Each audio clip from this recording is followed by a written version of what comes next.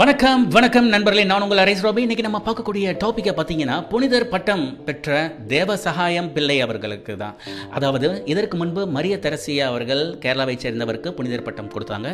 ஆனால் தமிழ்நாட்டிலேயே முதன்முறையாக தேவசகாயம் பிள்ளை அவர்களுக்கு புனிதர் பட்டம் கொடுத்தது. இதன் மூலம் ஒரு முக்கியமான அம்சம் அப்படின்னா, கைகளை தொட்டி குலுக்கி அதன் மூலமாக போப் அவர்கள் மதம், இனம், ஜாதி இதை எல்லாத்தையுமே தூக்கி எறிஞ்சிட்டு இது போன்ற ஒரு செயல் மிகப்பெரிய அளவில் எல்லாராலும் பேசப்பட்டது. புனிதர் பட்டம் கொடுக்கப்பட்ட இந்த சமயத்தில் திமுக அமைச்சர் மஸ்தான் அவர்கள் அங்கே சென்றிருக்கிறார். பீட்டர் அல்போன்ஸ் அவர்கள் அங்கே சென்றார். அந்த இடத்துல தமிழ்த்தாய் வாழ்த்து பாடி புனிதர் பட்டம் கொடுத்தது மிகப்பெரிய கௌரவம் தமிழ்நாட்டிற்கு, தமிழக மக்களுக்கு, தமிழுக்கு அப்படின்னு தான். இந்த புனிதர் தேவசகாயம் பிள்ளை அவர்கள் எப்படி இந்து மதத்திலிருந்து கிறிஸ்துவ மதத்திற்கு மாறினார், அது மட்டுமல்ல என்னென்ன இன்னல்களை சந்தித்தார், இதை எல்லாத்தையும் தான் இந்த காணொலியில பார்க்க போறோம். வாங்க வீடியோக்குள்ள போகலாம்.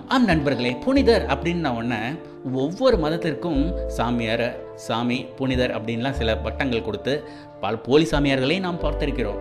வரலாற்றை புரட்டி பார்க்கும் பொழுது, கிறிஸ்துவ மதத்தை பார்க்கும் பொழுது புனிதர் அப்படின்ற ஒரு பட்டம், செயின்ட் அப்படின்ற ஒரு பட்டம் சாதாரணமாக கிடைச்சிட போகிறது இல்லைங்க.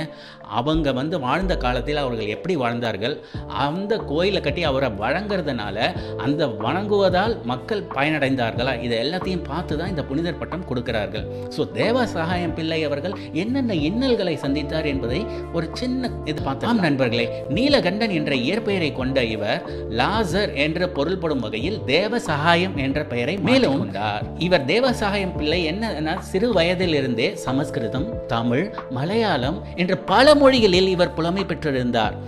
மார்த்தாண்ட வர்மாவின் அரண்மனையான பத்மநாபபுரம் கோட்டையில் கருவூல அதிகாரியாக இவர் பணியாற்றி வந்தார். நாயர் பிரிவில் பிறந்த இவர் கிறிஸ்தவ மதம் மாறினார். அப்ப அந்த சமயத்தில் பார்த்தீங்கன்னா திருவாங்கூர் அரசரின் கட்டளைப்படி இந்த மாதிரி யாரெல்லாம் மதம் மாறுறாங்களோ, இந்த உயர் வகுப்பினர் மற்ற வகுப்பினரிடையே அவர்கள் எந்த அளவுக்கு எப்படி நடந்து கொள்ள வேண்டும் அப்படின்னு மிகப்பெரிய கட்டுப்பாடுகள் எல்லாம் இருந்தது. ஆனால் இவை எல்லாவற்றையும் மீறி மதம் மாறியதால் அரசின் தண்டனைக்கு உள்ளானார். கொஞ்சம் நெஞ்சம் தண்டனை எல்லாம் கிடையாதுங்க. இவர் அனுபவிச்ச அத்தனை பிரச்சனையும் பார்ப்போமே. முதலில் பார்த்தோம் என்றால், இவரை கல் தூணில் வைத்து கட்டி வைத்து அடித்தார்கள்.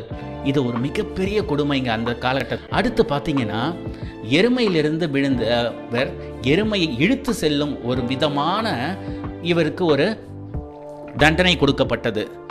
அடுத்து மேலும் பார்த்தீங்கன்னா, மரப்பேழையில் அடைத்து எறும்புகள் கடிக்க வைத்தல், இது ஒரு மூன்றாவது விதமான. மேலும் பார்த்தீங்கன்னா, கிராத்தடியில் தூக்கி செல்லுதல், வாயில் கூடை கட்டி பாம்பு, தேல் இது மூலமாக உழவு விட்டு அவரை கடிக்க செய்கிறது, இந்த மாதிரிலாம் பிரச்சனையை கொடுத்தாங்க. அப்பவும் எந்த ஒரு பயமும் இன்றி கர்த்தர் மீது வைத்திருந்த நம்பிக்கை, அதாவது கர்த்தராக இருக்கட்டும், சிவனாக இருக்கட்டும், முகமதாக இருக்கட்டும், யாராக இருக்கட்டும், நம்பிக்கை தான் ஒரு மனுஷனுக்கு எந்த விதத்திலும் கை கொடுப்பது அப்படின்றது இந்த ஒரு விஷயத்தில் ரொம்பவும் தெளிவாக தெரிகிறது. மேலும் அவர் கர்த்தர் மீது நம்பிக்கை வைத்திருந்தார். அதனாலேயே இதில் எல்லா பிரச்சனையிலிருந்தும் மீண்டு வந்தார். இதோட விட்டாங்களா அப்படின்னு பார்த்தீங்கன்னா கிடையாதுங்க. குரங்கு வலையில் அடைத்து வைத்தல், மேலும் 8 தாலுகா அதிகாரிகள் முன் விசாரணை செய்து இவன் குற்றவாளி, இவன் பாவம் செய்தவன், இப்படியெல்லாம் அவர் மேல பழிய போட்டாங்க. மேலும் பார்த்தீங்கன்னா என்னென்ன பிரச்சனைனா, எருக்கம்பூ மாலையோடு எருமை ஊர்வலம். அந்த காலத்தில் இதையெல்லாம் சகித்து கொள்ள முடியாத அளவுக்கு மக்கள் இருந்தார்கள். தனிமை சிறையில் அடைத்து வைத்தல், தனிமை எவ்வளோ பெரிய பிரச்சனைன்னு தெரியும். இந்த பனிஷ்மெண்ட்லாம் தவிர தனிமையாக சிறையில் அடைக்க வச்சு இவர் அந்த அளவுக்கு துன்புறுத்தி. மேலும் பார்த்தீங்கன்னா, மன்னரையும் தெய்வங்களையும் இழிவுபடுத்தினார் அப்படின்னு ஒரு குற்றத்தை சுமத்தினாங்க. மிளகு பானை ஆவியில் மூச்சு திணற வைக்குது, இந்த மாதிரி ஒரு வித்தியாச தண்டனை. மேலும் துப்பாக்கியால் சுட்டு கொள்ளுதல் அப்படின்னு மிரட்டி இருக்கிறார்கள். உள்ளங்காலில் 30 சவுக்கடிகள். எப்பப்பா எவ்வளோ தண்டனை, எந்த விதமான தண்டனை, டைப்பாக யோசிச்சு இந்த மாதிரி தண்டனை எல்லாம் கொடுத்தும் ஒரு மனுஷன் இந்த அளவுக்கு நம்பிக்கையோடு இருந்தார் என்றால் அது ஒரு மிகப்பெரிய விஷயம் தான். இன்று இப்போ என்னன்னா, ஒரே ஒரு விதம், இவருடைய அங்க வாழ்ந்த காலகட்டத்தில் இன்றும் மக்கள் அவரை ஒரு தெய்வீகமாகவே அவரை வணங்கி, இந்த புனிதரை வணங்கி தங்களுக்கு தேவையான தங்களுடைய துன்பங்களிலிருந்து மீண்டு வருவதற்காக இவரை பிரார்த்தித்து அதிலிருந்து மீண்டு வருகிறார்கள். இதன் காரணமாகவே அவருக்கு புனிதர் பட்டம் வழங்கப்பட்டது. மேலும் பார்த்தீங்கன்னா இவர் இந்த தண்டனையெல்லாம் கொடுத்து கடைசியாக இதுக்கு மேலே விட்டு வைக்கக்கூடாதுன்னு கொன்னே போட்டாங்க. இதனால் இவர் கொல்லப்பட்டதாகவும் எல்லாரும் சொல்லப்படுறாங்க. மதம் மாறிய பின் சிறை தண்டனை பெற்றவர், கடுமையான கொடுமைக்கு ஆளானப்பட்டவர், கிறிஸ்துவ மதம் தான் தன்னை காத்ததாக இவர் தெரிவித்திருக்கிறார். இந்தியாவில், முக்கியமாக தென்னிந்தியாவில் கிறிஸ்துவம் பரவ இவர் தான் முக்கியமான காரணம் கர்த்தா அப்படின்ற ஒரு விஷயம் இருந்தாலும் அந்த காலத்தில் இது ஒரு மிகப்பெரிய பாவமாகவும் இது இவர் தீண்டத்தகாத செயலாகவும் கருதி இவர் அந்த அளவுக்கு உண்மைப்படுத்த. மேலும் பார்த்தீங்கன்னா நட்பாக மற்ற மதங்களை கூட இவர் இருந்தார். ஆனால் கிறிஸ்துவத்தை மிகவும் நம்பினார். பின்னர் அவர் அந்த சமயத்தில் தாழ்த்தப்பட்ட மக்களிடம் நெருக்கமாக பழகினார், அவர்களோடு உணவு உண்டார். இதெல்லாம் ஒரு பாவம் அப்படின்றத கூட செஞ்சாங்க. வேறு சமூகத்தை சேர்ந்தவரின் வீட்டில் இவர் இருந்தது கூட ஒரு பாவம் தான் இப்படின்னு சொல்கிறது. இன்றைக்கு எப்படி தேச துரோகம்னு சொல்கிறாங்க பார்த்தீங்களா, அதை அந்த காலகட்டத்தில் இவன் நம்முடைய தெய்வங்களுக்கு எதிரானவன் அப்படின்ற மாதிரி அவருக்கு பட்டத்தை சுமத்துறது. அது மட்டும் இல்லை, இது எல்லாத்தையும் மன்னரிடம் வேறு விதமாக திரிக்கப்பட்டு சொல்லப்பட்டு இதன் மூலமாக இவர் சிறையில் அடைக்கப்பட்டு கடைசியாக கொல்லப்பட்டார். இதுதான். மேலும் பார்த்தீங்கன்னா புனிதர் பட்டம் கடந்த ஆண்டு தேவசகாயம் கொடுக்கப்பட்டது. புனிதர் பதவிக்கு தகுதியானவர் என்று அறிவிக்கப்பட்டவுடன் இந்த நிலையில் பேராயர் தேவசாயத்திற்கு இத்தாலியில் வாட்டிகன் நகரில் உள்ள ரோமில் புனிதர் பட்டம் அறிவிக்கப்பட்ட உள்ள சமயத்தில் வரும் 30 மே 15 தான் புனிதர் பட்டத்தை இவருக்கு வழங்கினாங்க.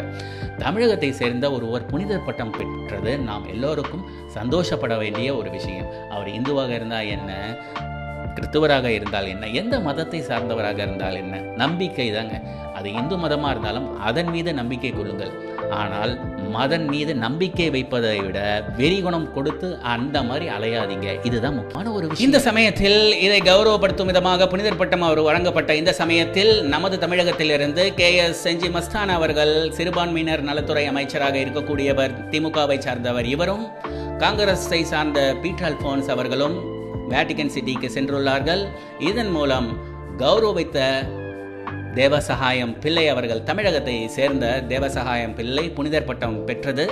அது மட்டும் இல்லாமல் தமிழ்தாய் வாழ்த்து பாடி அவருக்கு புனிதர் பட்டம் கொடுக்கப்பட்டது தான் சால சிறந்தது அப்படின்றது இன்றைக்கு இருக்கக்கூடிய நாம் அனைவரும் மிகப்பெரிய பெருமை அடைய வேண்டிய ஒரு விஷயம். மேலும் இந்த சமயத்தில் தமிழகத்தை சேர்ந்த தேவசாயம் பிள்ளை அவர்களுக்கு புனிதர் பட்டம் கொடுக்கப்பட்டு கௌரவிக்கப்பட்ட இந்த சமயத்தில் பிற மதத்தை சேர்ந்தவர்களும் சரி, அது மட்டுமல்ல பிற மதங்களில் இருக்கக்கூடிய நமது தோழர்கள் எப்படி அவர்கள் கண்ணோட்டத்தில் எடுத்துக்கொண்டார்கள், அவர்கள் எப்படி எடுத்துக்கொள்ளக்கூடாது, இதனை அரசியலாக எடுத்துக்கொள்ளக்கூடாது என்பதை அரைசரோபி கண்ணோட்டத்தில் எப்படி நம்ம சொல்ல வரோம் அப்படின்றதை பார்ப்போம். ஆம் நண்பர்களே, மேலும் இந்த விஷயத்தை அரசியலாக்கக்கூடியவர்கள் சில பேர் என்ன சொல்கிறாங்க அப்படின்னா, வெளிநாட்டில் இருக்கக்கூடியவர்கள் நம்மை அங்கீகரிப்பதா, மேலும் கிறிஸ்துவ மதம் நம்ம மதம் கிடையாது, அவங்க என்ன புனிதர் பட்டம் கொடுப்பது அப்படின்னு நினைக்கிறவங்களுக்கு ஒரு சின்ன வேண்டுகோள். அப்படின்னு நினச்சிங்கன்னா நோபல் பிரைஸ் வாங்கினதை தூக்கி போட்டுருங்க, ஆஸ்கார் அவார்டு எதை தான் வாங்கினீங்களோ அதையும் தூக்கி போட்டுருங்க. மேலும் ஒரே ஒரு விஷயந்தான், நம்ம நாடுன்றது பல மதங்களை சார்ந்தது, பல மொழியை பேசக்கூடியவர்கள், பல ஜாதிகள் இருக்கிறது, பல விதமான கலாச்சாரங்கள் இருக்கக்கூடியது. இந்த சமயத்தில் எதையும் அரசியலாக்கலாம், எதையும் ஒரு மதவெறி கண்ணோட்டத்தோடு பார்ப்பது, ஒரு ரிலீஜியஸ் ஃபெனாட்டிசிசமோடு இருக்கிறது. என்றைக்கு நாம் அந்த ரிலீஜியஸ் ஃபெனாட்டிசிசம்லேருந்து ஒரு ஸ்பிரிச்சுவலான இருக்கக்கூடிய மத நல்லிணக்கத்தோடு ஒட்டி ஒரு நல்ல ஒரு அமைதி பூங்காவாக இந்த நாட்டினை அழைத்து செல்ல அந்த ஒரு கண்ணோட்டத்தோடு இருக்கிறோமோ அன்றுதான் நாடு உண்மையான வளர்ச்சி அடையும். இல்லை என்றால் நாட்டிற்கு அந்த நாட்டின் கான்ஸ்டிடியூஷனில் இருக்கக்கூடிய செக்குலரிசம்னு ஒரு வேர்டு போட்டிருக்கீங்களா, அது தூக்கி போட்டுருங்க. ஸோ எங்கே கௌரவிக்கப்பட்டாலும் அது தமிழனாக இருந்தாலும் சரி, கன்னடனாக இருந்தாலும் சரி, மலையாளம் பேசுபவர்களாக இருந்தாலும் சரி, இல்லை ஹிந்தி பேசுபவர்களாக இருந்தாலும் சரி, யாராக இருந்தாலும் சரி, எல்லாம் இந்தியர்கள் தான். தமிழகம் ஒரு படி என்ன ஒன்று, நம்ம தமிழகத்தை சேர்ந்தவர் அப்படின்ற ஒரு சின்ன ஒரு அவங்களுக்கு கிடைத்த ஒரு மகிழ்ச்சி, அதுதானே தவிர இதன் மூலமாக அரசியல் என்பது மிகவும் ஒரு சல்லித்தனமான விஷயம். அதுதாங்க என்னுடைய கண்ணோட்டம். ஆம் நண்பர்களை, இந்த காணொலியை பார்த்து மிக்க நன்றி. Thank you for watching this video. Stay with us connected by subscribing Arise Robbie and don't forget to click on the bell icon. Thank you. Bye bye.